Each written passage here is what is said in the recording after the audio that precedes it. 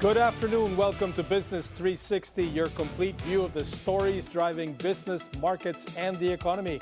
I'm Apa Ongpin, and this is the Bilyonaryo News Channel. Meralco rates are headed higher in July, the second straight month of increases. Foreign direct investments fall in the first 4 months of 2026.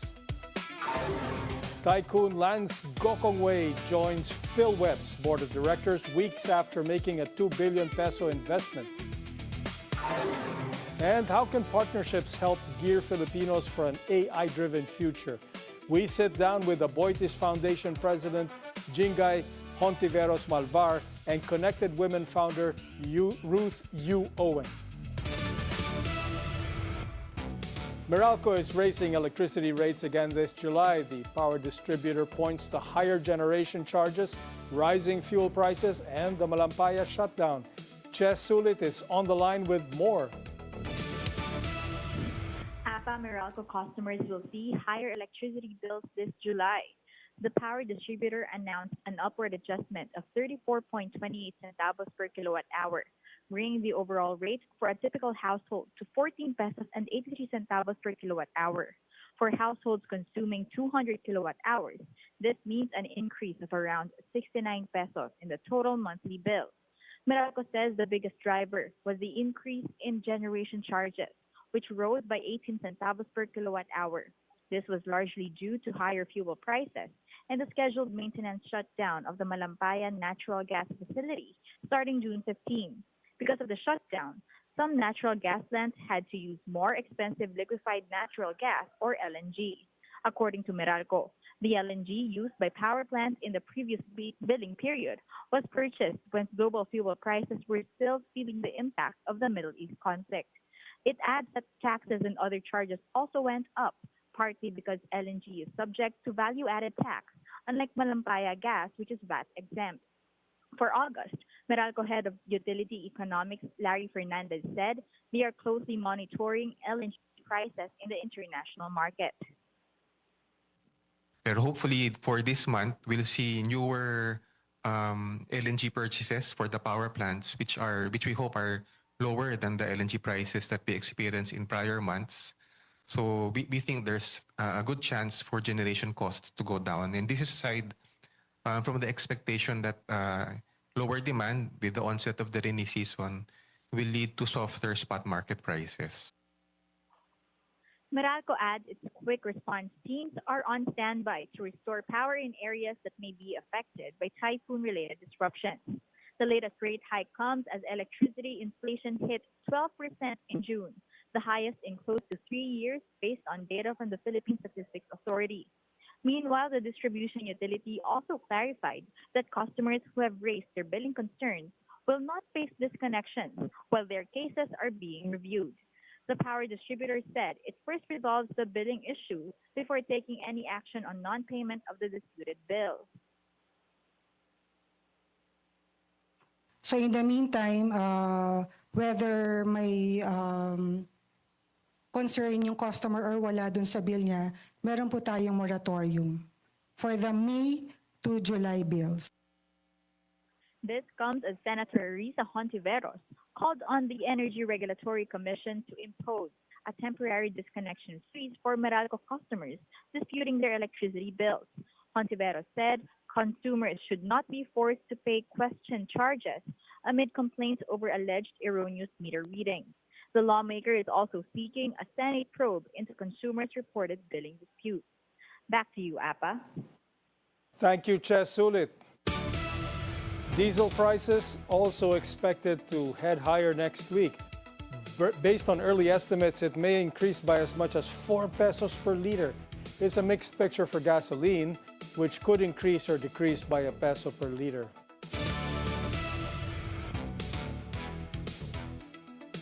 Foreign direct investments fell in the first 4 months of 2026.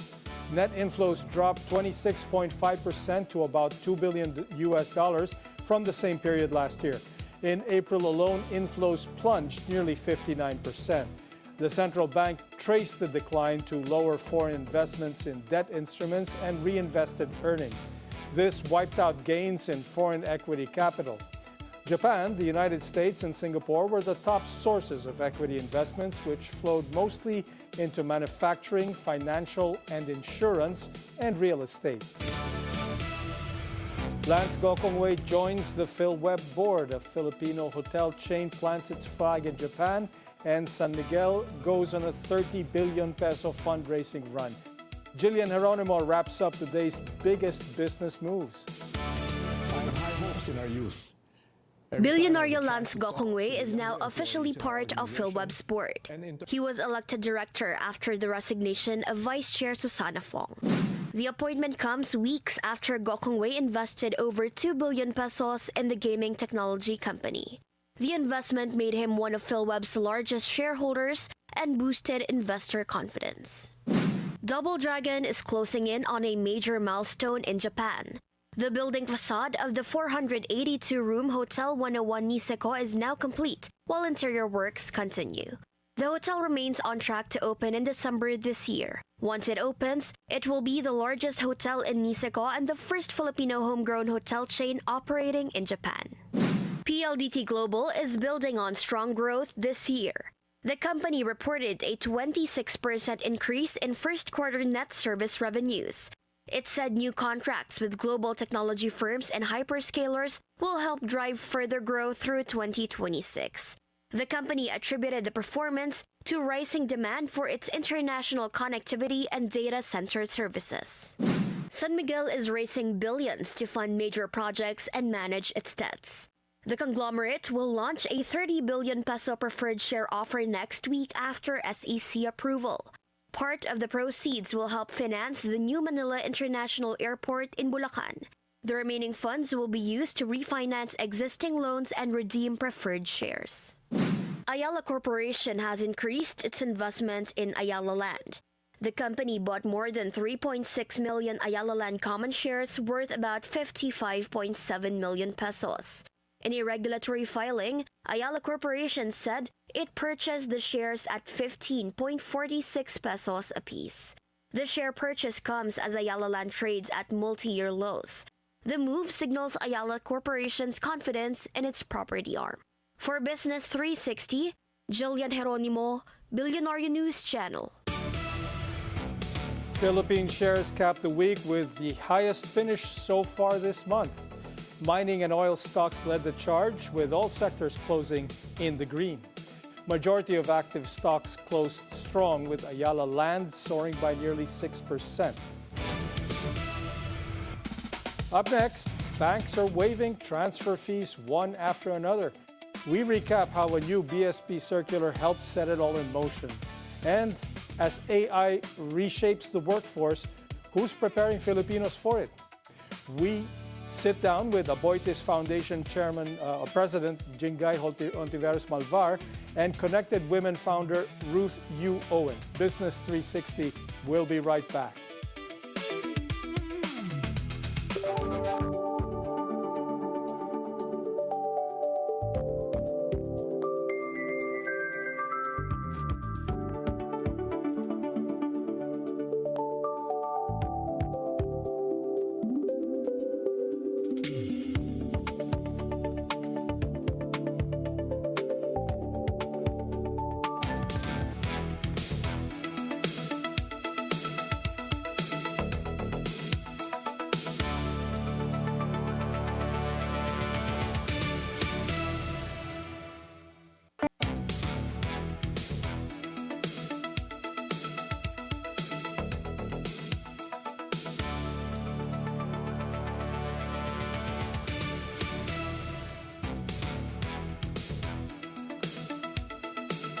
Welcome back to Business 360. I'm Apa Ongpin.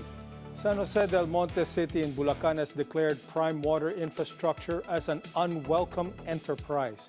Over water service issues, the decision followed complaints of prolonged water interruptions and poor maintenance of the water system. Residents and Akbayan Party activists called for prime water's removal over years of water shortages and service disruptions. Officials accused Prime Water of failing to address repeated requests and investigations by the city government. The city asked national agencies to continue probing the company and consider possible sanctions. Metro Pacific Water has been tapped as the temporary water provider for 2 months. Sellers in Forbes Park have lowered their asking prices. That's according to Lee Chu Property Consultants. Founder and CEO David Lee Chu says asking prices in the exclusive village have dropped to around 700,000 pesos per square meter from as high as 1 million previously. But the property firm notes that actual transaction prices haven't moved, holding at 550 to 650,000 pesos per square meter since the pandemic. Lee Chu said the shift in asking prices does not indicate distress in the luxury residential market, but reflects changing expectations among sellers. And in his own words, know a good deal when you see it. One by one, banks have dropped digital transfer fees in a domino effect across the industry. Jess Sulit has that story. Moving money from one bank to another is becoming cheaper, and in some cases, free. The country's largest bank, BDO, is waiving fees for InstaPay and PesoNet transfers, joining a growing list of banks that have cut these costs. BPI moved first on July 1, waiving InstaPay and PesoNet fees. RCBC followed on July 4 for select InstaPay transfers. By July 7, Land Bank, OF Bank, and Union Bank also joined the move. On July 9, PS Bank, Metro Bank, and now BDO have waived InstaPay and PesoNet fees. PNB and Security Bank followed on July 10, while East West Bank is set to do the same starting July 15. The round of free transfers comes as banks respond to the Bangko Sentral ng Pilipinas' new rules, after the central bank lifted the moratorium on increases in InstaPay and PesoNet transaction fees. The BSP earlier issued Circular 1238, which requires fees for electronic fund transfers to be fair, reasonable, and based on actual costs.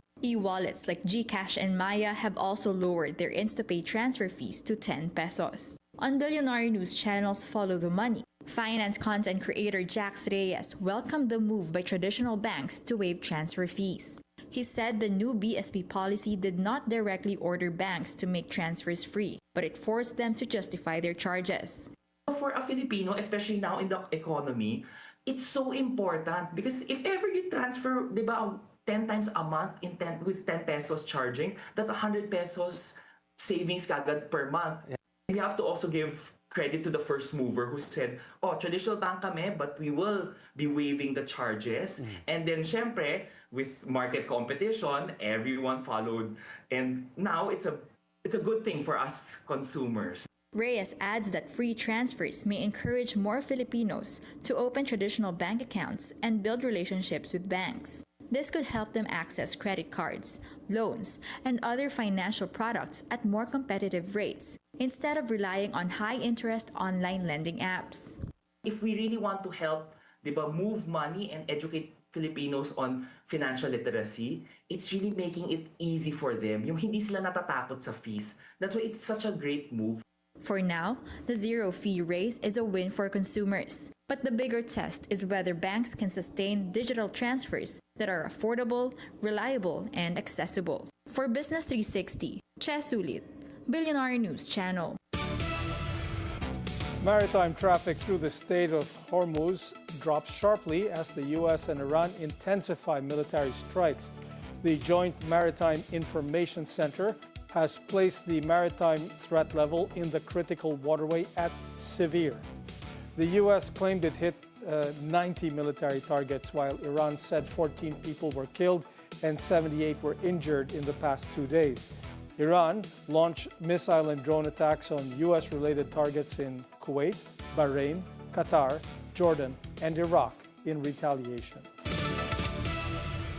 An estimated 390,000 undocumented Filipinos in the United States are at risk of deportation out of the 4.1 million Filipinos currently living there.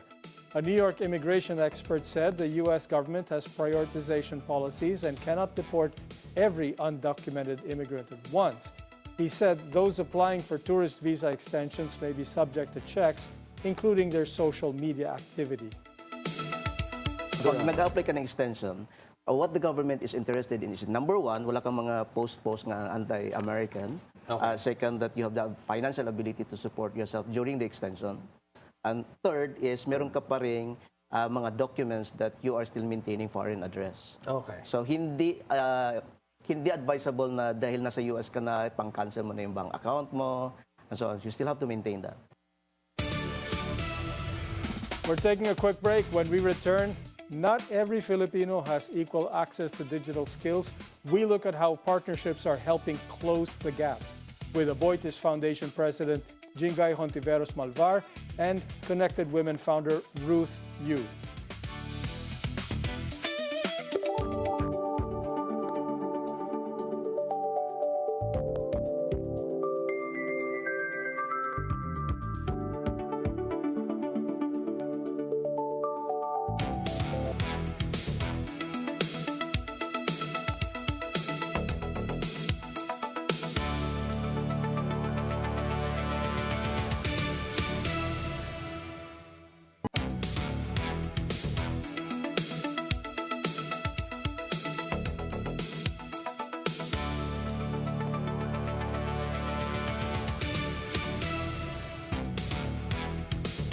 Welcome back to Business 360. I'm Apa Ongpin. AI and digitalization are opening new opportunities, but access remains uneven. Today, we look at how partnerships are helping bridge that gap. We now bring in Aboitiz Foundation President Ginggay Hontiveros-Malvar and Connected Women founder Ruth Yu-Owen. Welcome to Business 360.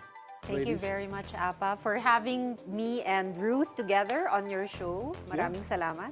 Okay, let's tell our viewers a few things about this issue. The Aboitiz Foundation, to start with, is nearly 40 years old. No? Right. How has it changed over time, and where is it focused today? Yeah, so for many years, Aboitiz Foundation, we've been primarily defined as the corporate social responsibility arm of the Aboitiz Group, and we started way back in 1988, so more than 3 decades ago. And when you talk about CSR, essentially the first thing that comes to people's minds are community projects. So we were doing a lot of the disaster response, healthcare, education programs, scholarships, a lot of these community livelihood projects as well. And we were doing that for many, many years. And that's not to say that these efforts are not important. But at the same time, through the years, it also made us realize that perhaps our role also as the foundation has to evolve with the changing times as well as the changing needs of the community. So today, from CSR or giving back to the community, I think we like to think of the foundation more as a partner, a development partner for communities. And we've realized through the years that this is really what communities need, not donors per se for one-off activities, but really partners that stick with them through good, through bad, and help them in their own goals, whether it's to improve education, it's to improve livelihood, sustainable income, make them more resilient and stronger for the long term. Well, development is the key word there. Yes, correct. So our philosophy has changed from CSR to that of being a good neighbor. And our programs today reflect that. So sustainability pa. You didn't mention. Yes, correct. So one of the things also that we decided to do was in the Aboitiz Group, we do have a One Aboitiz Sustainability Framework where all the business units agree on the different sustainability topics and metrics that we need to address. And we wanted to bring what we were doing in terms of CSR before more closely aligned to the sustainability framework. We wanted to make sure that the programs that we were doing would be sustainable, that the communities would be more involved in terms of stewardship. We would now open it to partnerships beyond just the Aboitiz Group in developing all these long-term solutions. Another thing that we changed is that we were looking at the country and then trying to identify what were or continue to be the biggest problems. So in the space of education and then jobs, either unemployment or underemployment, and especially now, right, with AI and all the tech and all these digital platforms, and then also in terms of long-term climate resilience. So instead of doing many programs on the ground, we decided maybe we should have more laser focus on just these three sectors.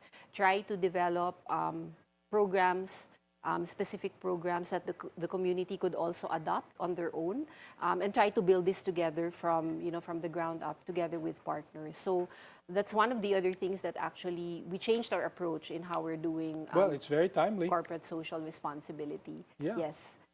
Okay. Much of your work runs through partnerships with government, business, and communities. What does it take to make these partnerships work? So you said the magic word, partnerships, right? And which eventually leads to synergy that creates value for the long term. And we know that the problems we're trying to address are also long-term problems.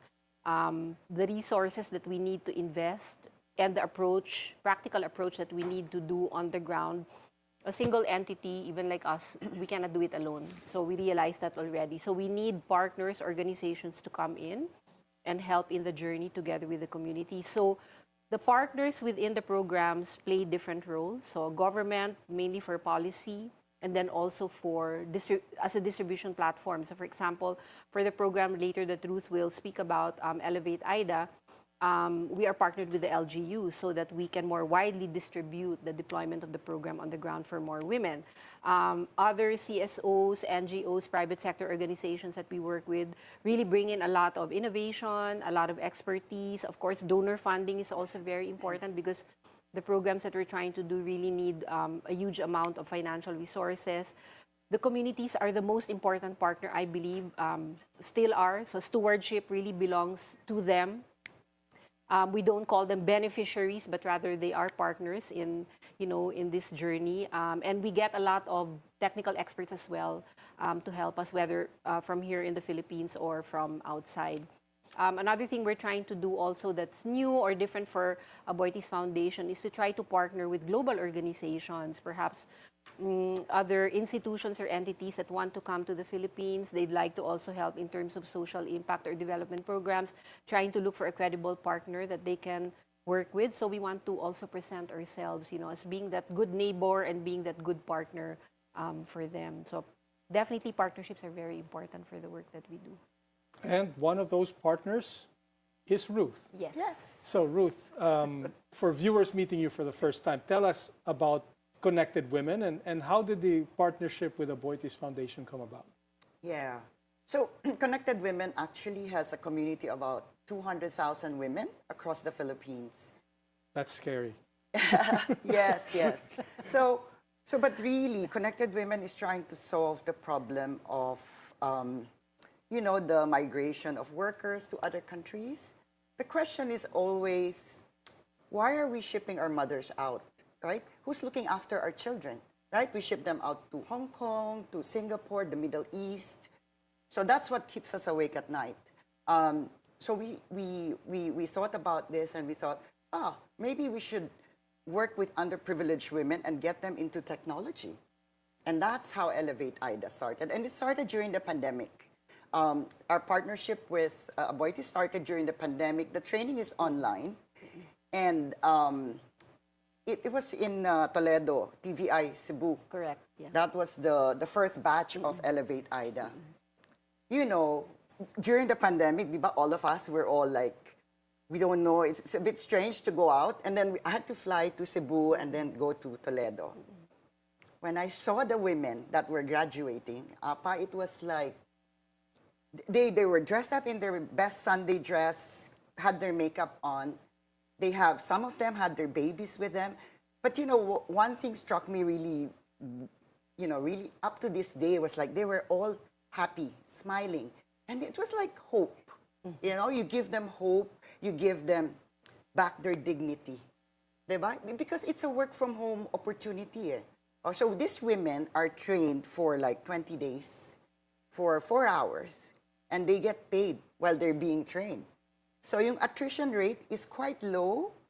So they finish the 20-day because they know that at the end of the 20-day, they get paid, right? So they'll be like, oh, okay, Okay, but what is the program? Tell me, what is the program? I mean, Yeah, it's training women in artificial intelligence data annotation. That's what IDA stands for.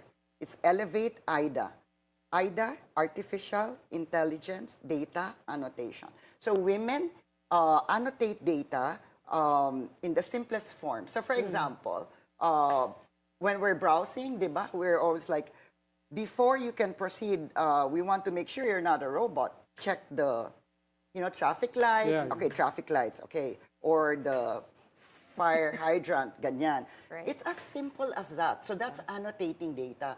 We provide the human in the loop. Behind them, yeah. Okay. Human in the loop. So, because AI, artificial lang yung intelligence. Who gives that intelligence? It's the human. So the women is part of that human in the loop. Okay, so this gives them essentially employment opportunities. Yes, work from home.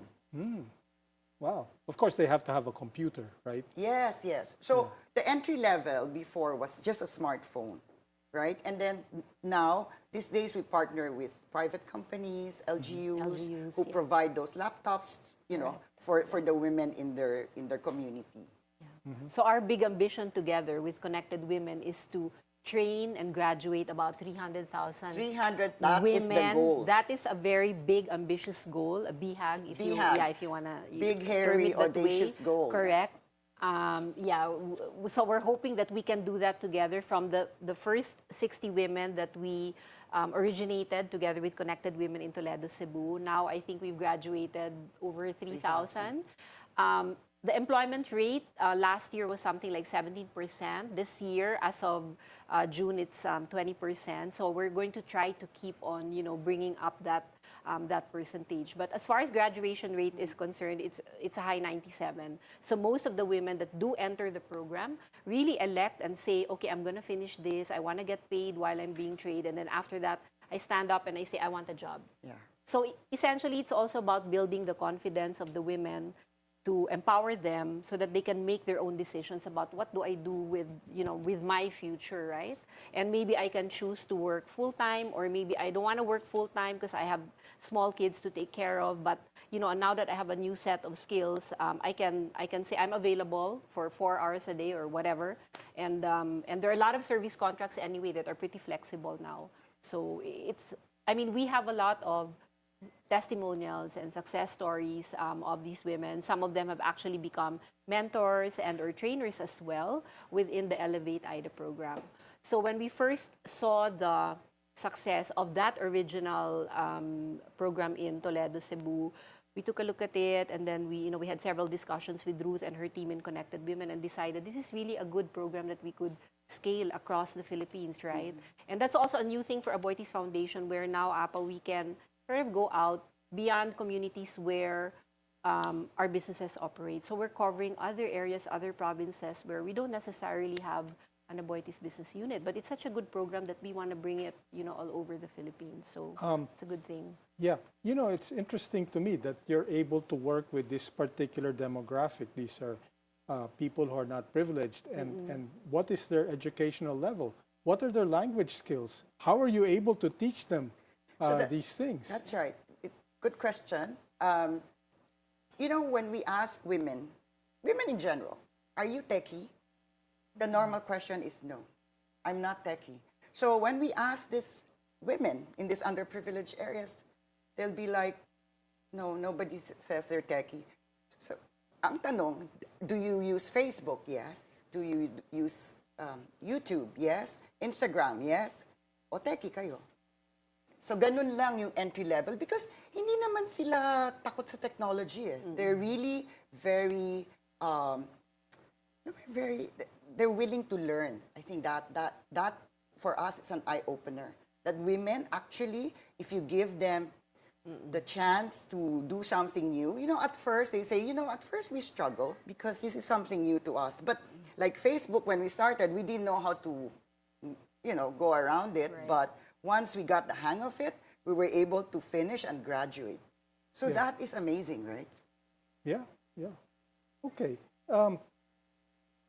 Education is one of the foundation's pillars. Right. No? Yes. So, what's the philosophy behind your education programs? Right. So, yeah, so you mentioned education. That's a core pillar for Aboitiz. I think when we started the foundation way back in 1988, it was probably one of the first programs we were doing. And we've always believed that education it's life-changing. It's a game changer for people. It can, take you from where you are today to something probably beyond your wildest dreams, no? The possibilities for a better future. So we wanted to enable and empower more future leaders for the country at different stages, I would say, of life, no? Because education, after all, is a lifelong learning journey. So we're doing several programs under education. So one would be our Aboitiz Future Leaders. So this is where we provide scholarships for about 100 scholars every year. So since I think the year 2000, we've done about 1,200 plus scholars. Some of them are currently employed at Aboitiz. Others have actually ended up in other professional careers with other companies. We provide financial assistance, so which covers the tuition, which covers living expenses. We provide a lot of mentoring and guidance for them. We expose them to the leadership and to the workforce within Aboitiz Group. There are also internship opportunities for all our scholars under the Aboitiz Future Leaders program. And it's a great program for them to learn a new set of skills as well, right? So they have their lives inside their universities, but at the same time, they get a taste already of what it's like to be in a real working environment and working with business, working with professionals, and really taking in and absorbing, all that learning. So it's a great preparatory stage for them as well before they finally graduate and go out, into their futures. So that's Aboitiz Future Leaders, which is scholarships. We also have a very big program with the Asian Institute of Management, and this one is more focused on professionals who are already, they've already started their careers or are in data science. Yeah, they're doing work in AI, in other words, tech, the managerial innovation. level Exactly, already. right. Yeah. And they want to progress, they want to learn more, but don't have the financial capability as well to afford the courses in AIM. So we set up a $10 million endowment fund with the Asian Institute of Management a couple of years ago. And it's been really good because we've been able to, about 200 students have been able to use the fund. And then, of course, they eventually have to pay back, right, that financial assistance. So the fund is able to give more, right, to future students. So it's something that's being managed by the school, by the institute, and is doing quite well. So we're very happy. Plus, we're also able to increase the talent pipeline for the Philippines in terms of, innovators, new tech people, new entrepreneurs as well. So we're very happy with that program. And the third one has to do with, so these would be more for students, learners, educators in primary school, elementary, that level of learning. We know, and we are a partner of the Department of Education for this program called Aurora PH. We know that there are still thousands of last mile schools in the Philippines. So these are schools which are in geographically isolated areas, the GIDA areas. There's no power, they're not connected to the grid. So there are a lot of limitations as well. There's no internet either. There is no internet, correct, because you don't have, you don't have power, correct. Yeah. So we started with one school in 2024 to try to bring a solarization, energization package to the school. And this was one school, the Iram Elementary School, if I remember correctly, in Olongapo. So we essentially power up the school with panels, solar panels, batteries, inverters, and then also once the school is powered up, Starlink comes in and brings in the connectivity. So in an instant, the school now, the students, the educators there, and even the community have access now to all these digital online learning resources, which they never had before. Yeah. So it's really, just like what Ruth was saying about the experience of women that actually go through the program, same with the schools. We could talk numbers, the whole day, but at the end of the day, it's really about the impact to them, as individuals. So we have, once we power up the school, you have teachers crying, parents that are so emotional, children whose eyes now are wide open because all of a sudden they can see how dynamic the learning materials are instead of having this old, old rusty books, right, at their disposal. So it's really a life-changing experience for the school. So we started with one school in 2024, tried to refine the model. How do you replicate something like this considering that the biggest challenge for electrification of last mile schools will really be the logistics at the end of the day, because they're either in mountainous areas or some of them are in island communities. So we try to refine the model, and currently we've implemented 51 schools. We are going to turn over the next 34, so that's 85. And that brings us closer to our goal for the year of powering up 100 schools. And then hopefully by 2028, we can do 300. Are you working with the DepEd on this? Yes, we are a partner of the Department of Education. We have other companies and foundations that also work closely with us. They believe in the same cause that we do, the same advocacy, and we're very happy. So we have partners like Huawei, Okada Foundation, ING Bank is a partner. Of course, a lot of the business units within Aboitiz Group are also, partners of ours. So we are getting a lot of help for the solarization of last mile schools. Okay. Yeah. Well, AI is a moving target. No? Yes. It's really, it's changing day by day. It's reshaping the job market faster than we can keep up. Right. Elevate IDA started by preparing women for AI-enabled work, and as you've now expanded into IDA Plus, apparently. Right. Yes. What drove that evolution, and what impact are you trying to create today? You want to? Yeah. Go ahead. So, because like you're right, AI is changing rapidly, and even our curriculum, we're updating it constantly to make sure that women are not left behind. But Elevate IDA Plus is actually exploring virtual assistants, bookkeeping online, mga ganyan. Yeah. Because we feel that there's more opportunities. The more opportunities out there, the better for chances for them to get employed, to get Yeah, and then just going back again just to add to what Ruth said, just going back again to partnerships. So IDA Plus now is a partnership with TESDA and then also the involvement of the TVET schools, the TVET institution. So it's also a way for us to further scale the good that the original IDA program has brought to thousands of women all over the Philippines. So we want to do more, and because IDA was very much like this program has a gender lens, or really focused on women.